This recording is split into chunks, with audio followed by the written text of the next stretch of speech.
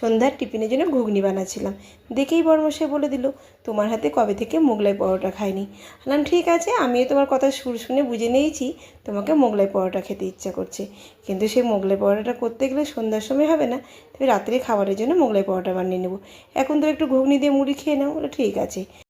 পাশ থেকে মেয়ে বলে বসলো, ঠিক বলেছো বাবা, মটরের ঘুগনি দিয়ে মোগলাই পরোটা খেতে না দারুণ লাগবে। আর এই দোকানের মোগলাই পরোটা খেতে গেলে লাইন দিয়ে দাঁড়াতে হবে, খাওয়ার এনার্জিটাই নাই হয়ে যাবে। বললাম ঠিক আছে, একটু ঘুগনি মুড়ি খেয়ে তোমরা পড়াশোনা করতে বসে যাও, খাওয়ার টাইমে ঠিক তোমাদেরকে দিয়ে দেবো গরম গরম। বললো ঠিক আছে মা। তারপরে তো আমি ময়দা ছানতে বসে গেছিলাম। ভালো করে ময়াম দিয়ে ময়দাটাকে সেনে বেশ কিছুক্ষণ রেখে দিলাম। তারপরেই দেখো লই করে তেলে ভিজিয়ে লইটাকে রেখে দিলাম কিছুক্ষণ। এদিকে তো সবগুলো কাটাকুটি করা হয়ে গেছে। এখন আমি মোগলাই বানাবো। সামান্য একটু গাজর কুচিয়ে দিলাম, অল্প করে লঙ্কা দিলাম, পেঁয়াজ কুচিও দিয়ে দিলাম, তারপরে একটু সামান্য আদা কুচি। তারপরে ফ্রিজে দেখি ধনেপাতা ছিল, সেই ধনেপাতাটা তো কুচিয়ে রেখেছিলাম, ধনেপাতাও একটু দিয়ে দিলাম, সামান্য একটু লবণ দিলাম।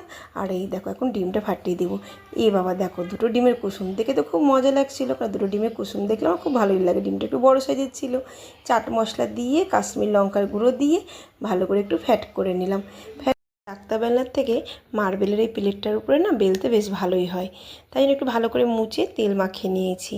আর এই দেখো হাত দিয়ে একটু কিছুটা করলাম, তারপরে বেলনা দিয়ে একটু একটু সাইজ মতো করে নিলাম। আমার বড়মশাই এই জিনিসটা বেশ ভালো পারে আমার থেকে করতে, সে আমি কয়েকটা করলাম, তারপরে আমার বড়মশাই করবে। সে এখন ভালো করে চার সাইডটা একটু মুড়িয়ে নিব। প্যানে তেল গরম করতে বসিয়ে দিয়েছি। এখন আমি মোগলাইটাকে গরম তেলে দিয়ে দিব। সে বড়মশাই বললো তুমি আর কয়েকটা করো, তারপরে আমি করে নিচ্ছি। হ্যাঁ ঠিক আছে। এই দেখো মোগলাইটা তো এখন ভাজতে শুরু করে দিয়েছি। কি সুন্দর একবারে ফুলে ফুলে উঠেছিল, দেখতে বেশ ভালোই লাগছিল। আর দেখছি আর ভাবছি খেতে কেমন হবে কী জানি। খেতেও বেশ ভালো হয়েছিল। প্রথমে তো কয়েকটা ভেজে নিয়ে সবাইকে দিয়ে দিলাম, তারপরে বাকিগুলো আস্তে আস্তে আমার বড়মশাই ভাজছিল। বড়মশাইকে দেখো, ওকে বেলনা দিয়ে বেলতেও হয় না, ওই হাত দিয়ে কি সুন্দর টেনে টেনে বড় করে নেয়। বেশ ভালোই হচ্ছিল। বাকিগুলো ওই করলো, আমি দাঁড়িয়ে দাঁড়িয়ে ভাজছিলাম। আর দেখো কত তাড়াতাড়ি হাতে স্পিড নিয়ে কি সুন্দর চারদিকটা মুড়িয়ে দিয়েছিল। ও দেখো কাশ্মীর লঙ্কা গুঁড়ো দিতে ভুলে গেছে। বাজার থেকে যতই সব কিনে খাই না কেন, বাড়ির তৈরি খাওয়ার মজাটাই আলাদা। আমাকে তো খুব ভালো লাগে বাড়িতে কিছু তৈরি করে তা সবাই মিলে একসাথে বসে খেতে। এই দেখো একে একে সব তো ভাজা হয়ে গেল, সবাইকে মোটামুটি দেওয়া হয়ে গেছিলো। তারপরে আমি আর বড়মশাই নিয়ে বসে গেছিলাম। ছেলেকে বলছি একটু খেয়ে দেখ কেমন হয়েছে। প্রথমে তো নিতে চাইছিল না, তারপরে ছেলে একটু খেয়ে দেখলো, খেতে কিন্তু বেশ ভালোই হয়েছিল।